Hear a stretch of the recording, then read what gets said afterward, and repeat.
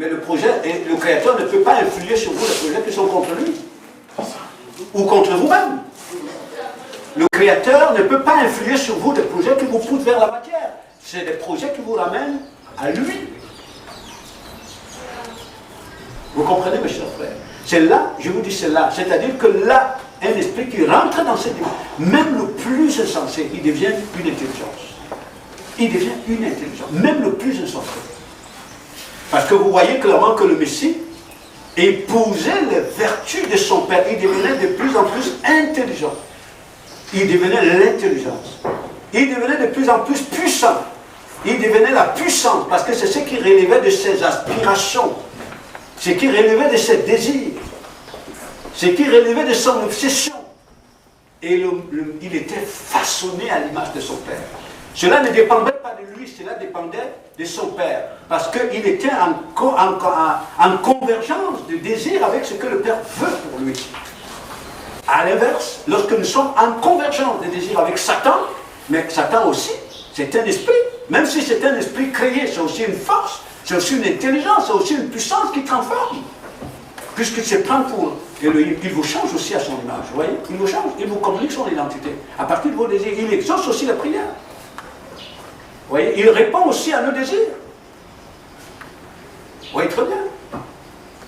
Il répond aussi à vos désirs. Et j'étais en train de penser à cela avant qu'on vienne ici. C'est-à-dire qu'il y a certains mystères que nous vivons dans ce monde extrêmement mystérieux, parce que notre univers, comprenons-le toujours, si vous enlevez l'esprit, il devient un espace inintelligent. Si vous enlevez l'esprit de l'univers, un espace inintelligent. Imaginez bien, vous avez une tâche, une fonction à accomplir. Une fonction à accomplir. Pour accomplir cette fonction, vous avez besoin de l'énergie, n'est-ce pas? Cette énergie s'exprime dans la pensée, pour que vous accomplissiez votre tâche. Mais si cette fonction est contre vous, c'est-à-dire elle a servi votre esprit, l'énergie qui vient vous aider, ce n'est pas le Créateur, c'est l'impie. Donc vous êtes en prière. Quand vous avez une tâche à accomplir, vous faites appel à une énergie. Je ne sais pas si vous comprenez bien. Hein? Vous faites appel à une énergie. Donc à partir de là, vous priez tout le temps. Vous faites appel à l'énergie pour agir. Lorsque le Messie est face aux événements, il lui faut une énergie pour avancer vers son Père. L'énergie qui va le pénétrer, c'est quoi? C'est celle de son Père. Pourquoi donc avons-nous des individus? Pourquoi avons-nous des individus dont l'énergie qu'ils reçoivent les rend hostiles à la vérité? C'est parce que nos prières ont pour source d'inspiration Satan. Et que le Père permette que ces sujets,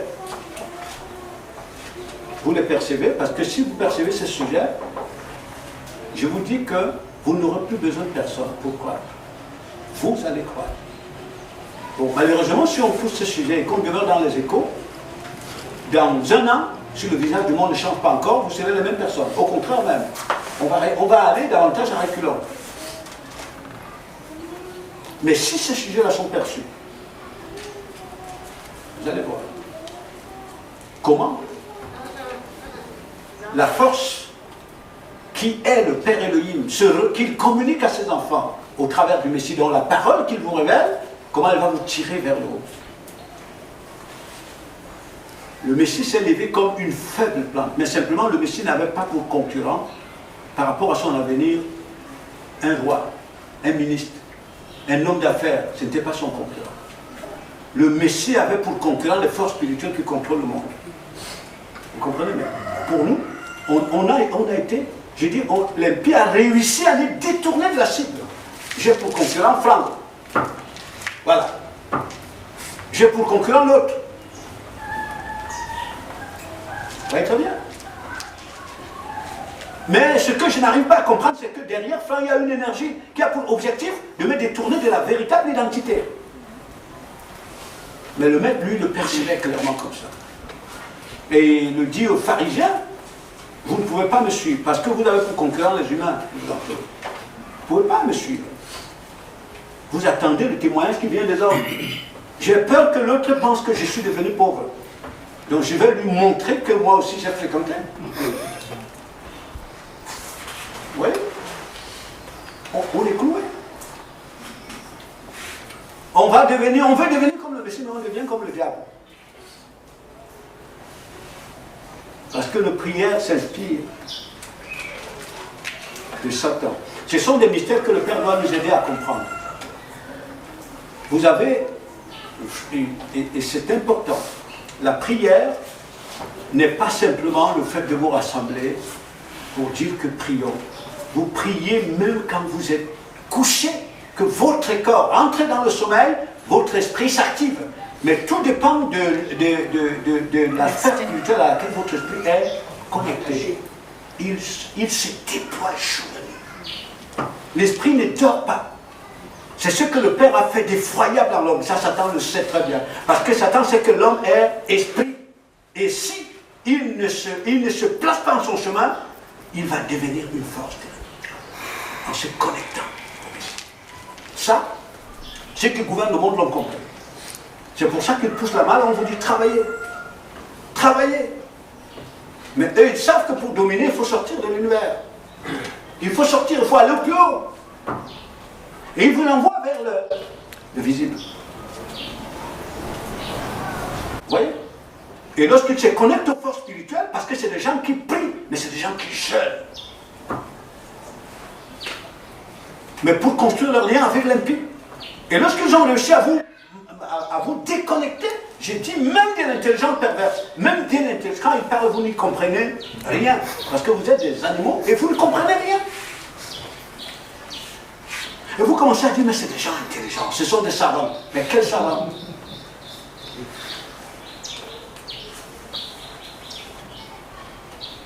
Et pourtant, le Père a bien promis cela. L'apôtre, les premiers l'ont découvert. Il disait, l'apôtre Paul disait que le mystère caché de tous les temps que le Père Elohim a révélé au travers du Messie, de telle sorte que, par les consacrés, les esprits qui sont la propriété d'Elohim, Elohim enseigne l'intelligence aux principautés spirituelles. Vous imaginez? Quelle richesse! Vous imaginez? Quelle richesse! Et c'est là que nous entrons dans la prière. Et ce peuple-là, c'est l'expression visible de l'intelligence par définition, la force par définition. Donc c'est là que résident tous les secrets de l'élévation du Messie. Tous les secrets. C'est que le Maître Yeshua ne s'inspire que de son Père. Et il va grandir. Il va s'élever. Et le Messie ne vient pas comme un être exceptionnel. Il vient comme un être faible qui va rentrer dans l'exceptionnel. Vous voyez très bien. Comme un être faible qui va rentrer simplement parce que lui s'est découvert.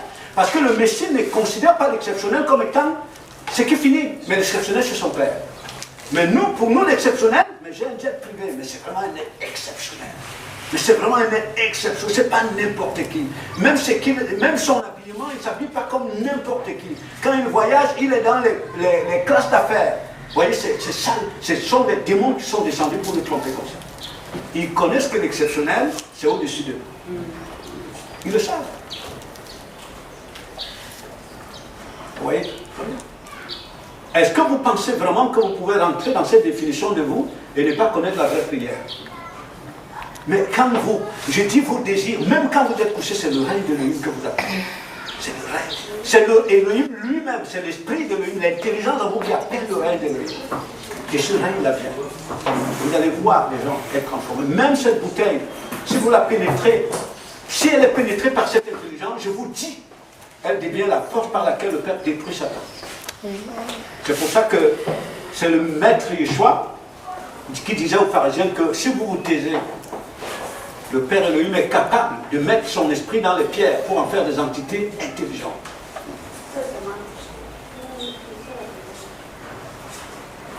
Et à partir de là, vous comprenez donc pourquoi lorsque le Maître va, il consacre du temps pour gêner et prier.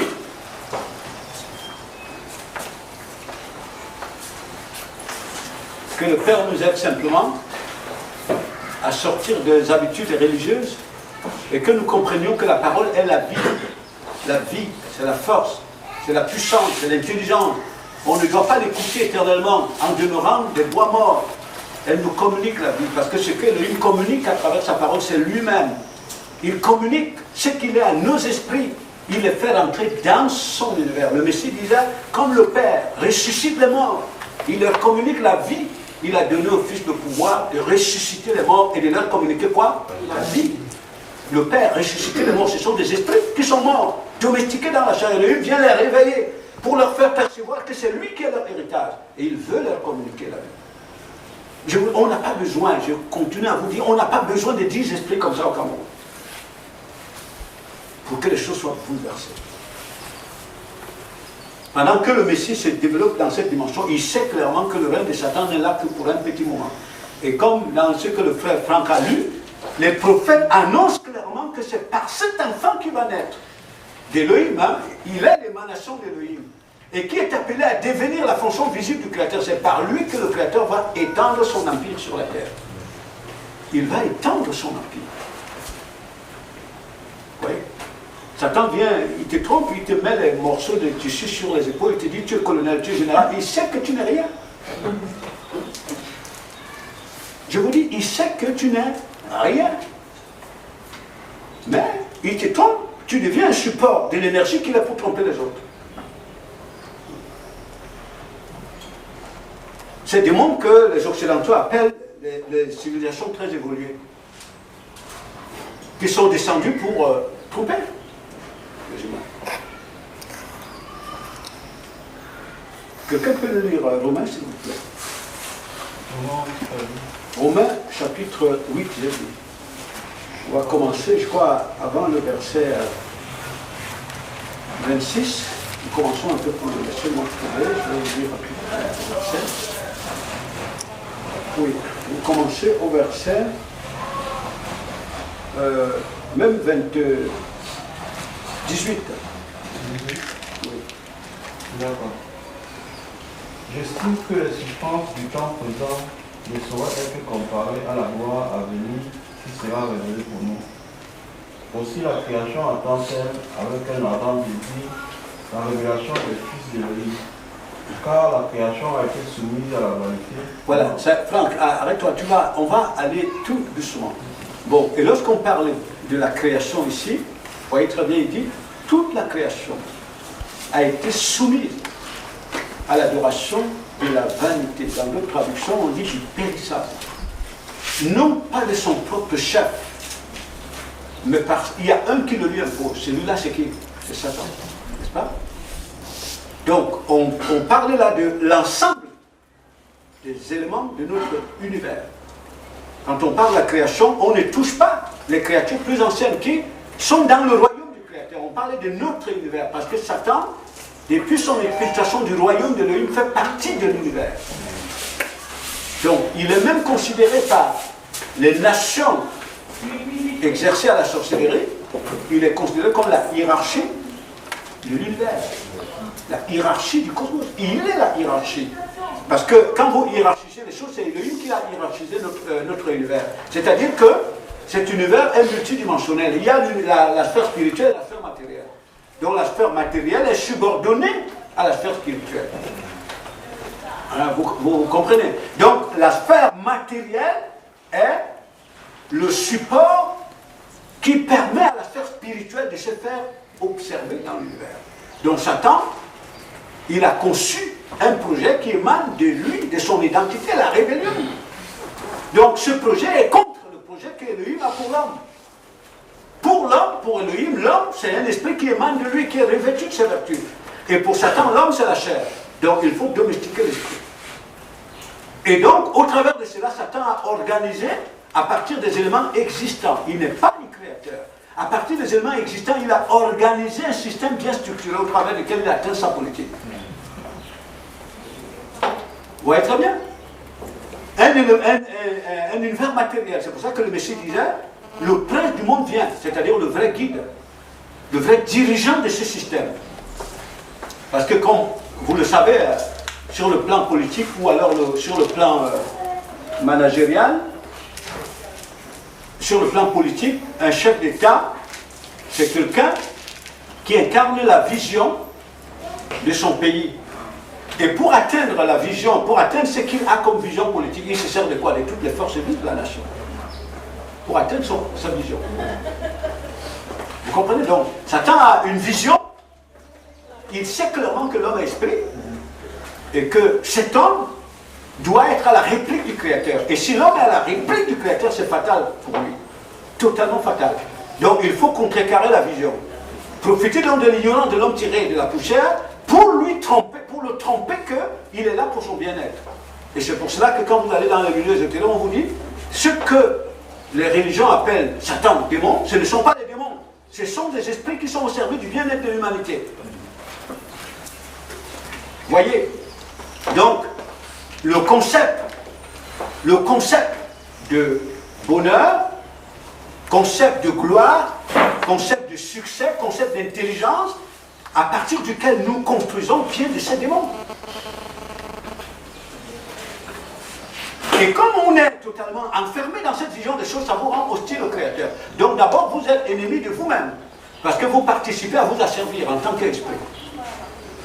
Vous voyez? Donc on dit donc toute la création est subordonnée à l'adoration de la vanité.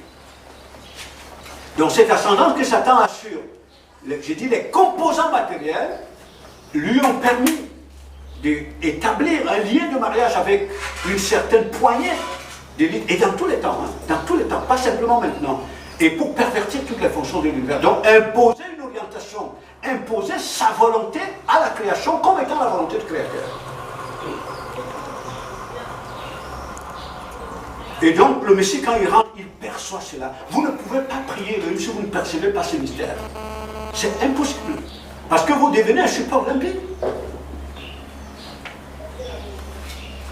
Et donc vous allez lire les versets, étant connecté à Satan, pour l'utiliser afin de protéger vos intérêts qui sont inspirés par Satan. Ouais, très bien. On dit bien, non, mais quand même le Messie lui vient d'en haut. Mais nous, on vient d'en bas. Non, mais tu ne penses pas. L'époux a quand même changé. C'est pas tout le monde qui est appelé à sortir du monde. Vous voyez, vous rentrez dans des raisonnements sans savoir que c'est l'empire qui raisonne. C'est lui qui raisonne. Donc, vous allez voir, donc vers la fin, on évolue dans la lecture, donc cette méthode de prière. Donc, en fait, c'est pour cela que ceux qui intercèdent pour le monde, ce sont des esprits de lumière. Ce sont des esprits éclairés, qui sont conscients de la situation du monde. Donc ces esprits pénètrent l'univers du Créateur. Ce que veut le Créateur, il exprime. Et c'est pour cela que le Père Elohim disait à Moïse, le cri de mon peuple est venu jusqu'à moi et je suis descendu pour le délivrer. Ce ne sont pas des individus qui invoquent, qui invoquent Satan pour que le règne de Satan perdure. Parce qu'ils ont leur intérêt dans le règne de Satan. Tout leur intérêt, j'ai dit physiologique, hein, ils sont insensibles au cri de leur esprit. Ils ont rendu l'esprit inaudible. Inaudible. L'esprit crie mais il n'entend pas. Ils sont morts.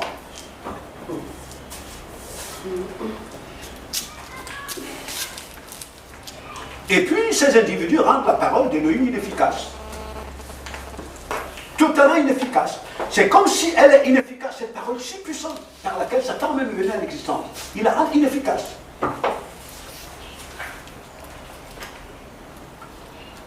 Et vous le verrez d'ailleurs dans la configuration de l'ancien peuple d'Israël, ce n'est pas n'importe qui intercédait pour le peuple.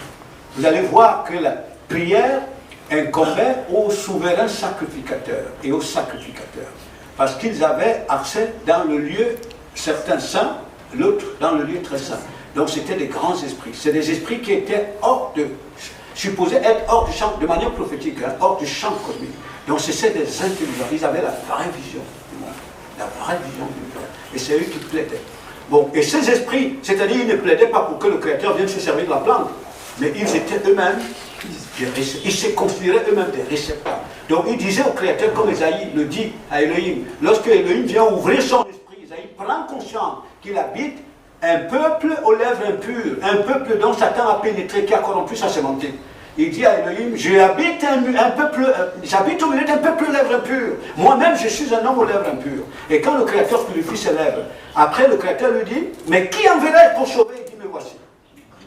Mais là, le plus souvent on dit, mais je regarde derrière, mais c'est l'autre, parce que moi, mes affaires, si je me dispose, mes affaires, je risque de les perdre. Vous voyez très bien, on marquait en vélo, on regarde derrière. On regarde derrière. Mélangez, regarde derrière. Même si vous avez une file de 1000 personnes, chacun regarde derrière. Finalement, il n'y a plus personne. Vous voyez? Et oui.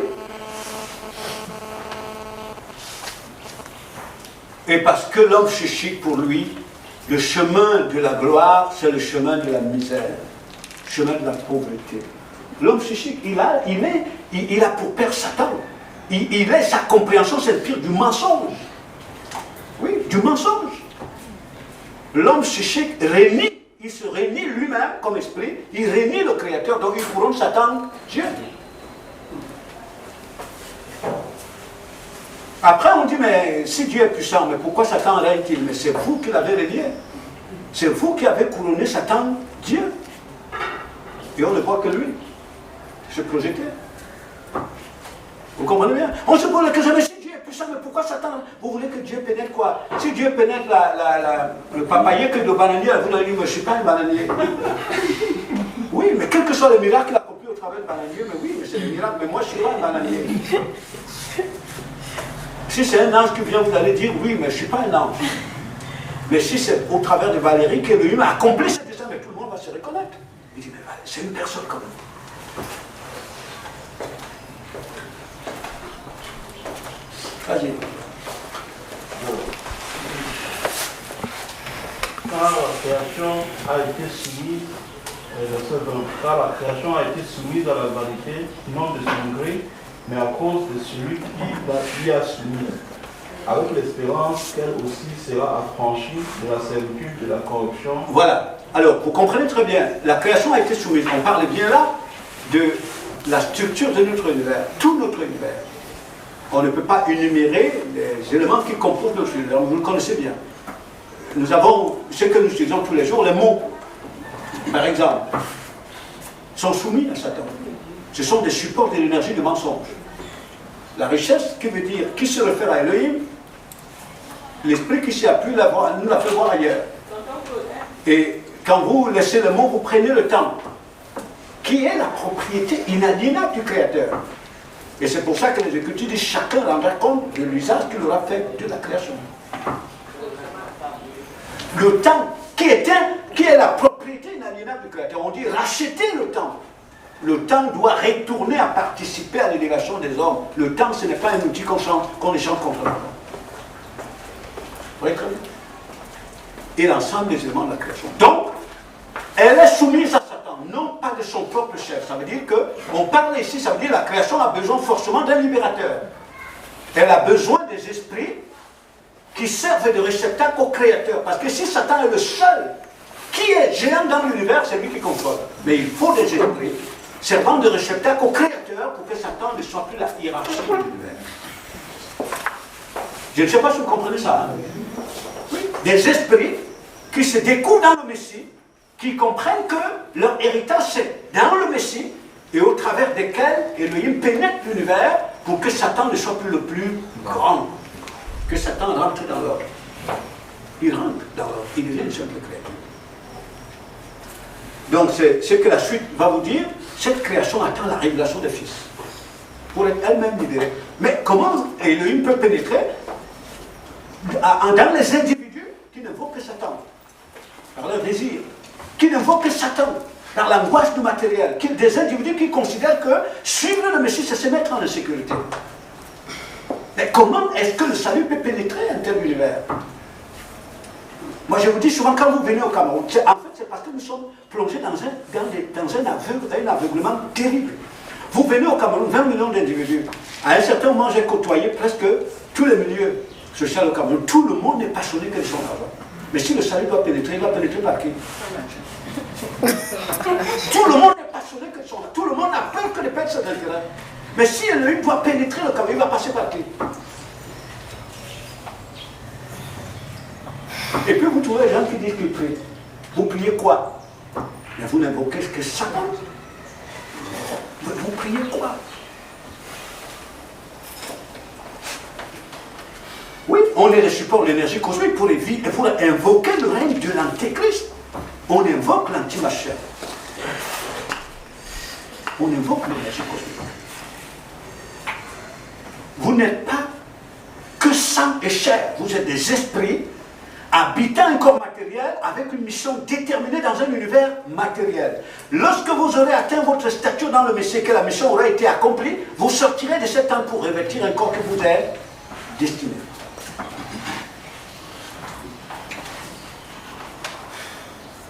Comment est-ce qu'un peuple peut percevoir les choses comme ça et que le royaume d'Élohim ne vient pas? Mais mettez-le à l'épreuve, vous verrez qu'Élohim est vivant, il est bon. Et ce qu'il a réservé aux hommes, c'est lui. Il disait à Israël, ce que je te réserve, ce sont les hauteurs. J'habite les hauteurs. Et ta demeure, c'est dans les hauteurs où je me trouve.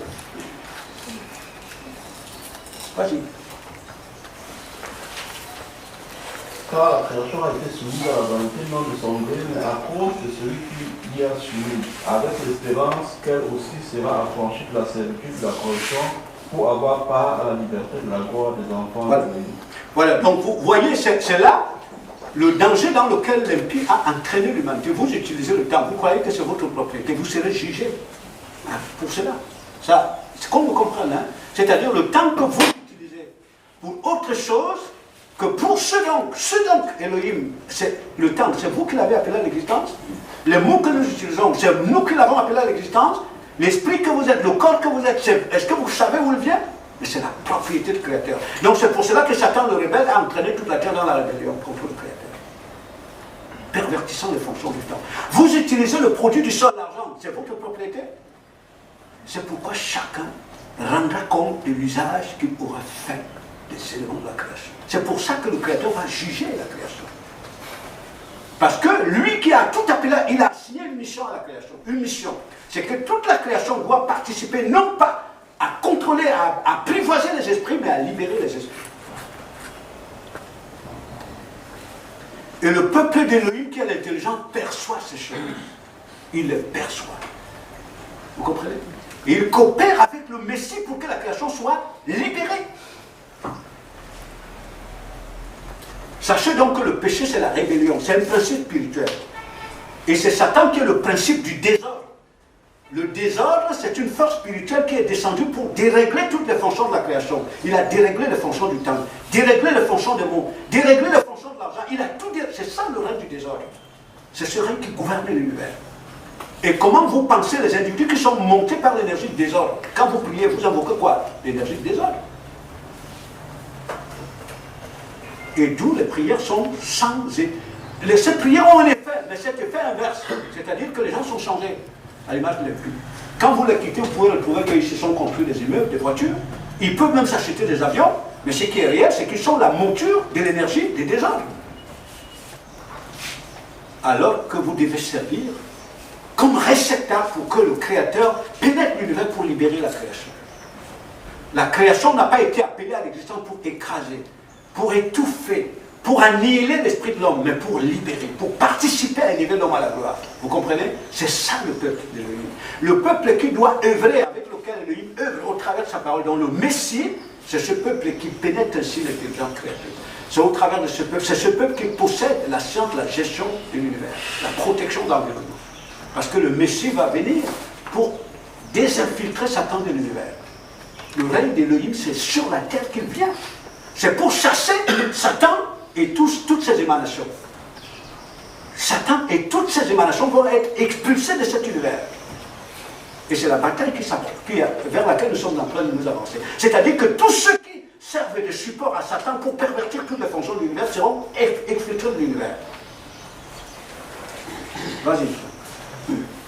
Or, nous savons que jusqu'à ce jour, la création tout entière supplie et souffre les douleurs de l'affrontement.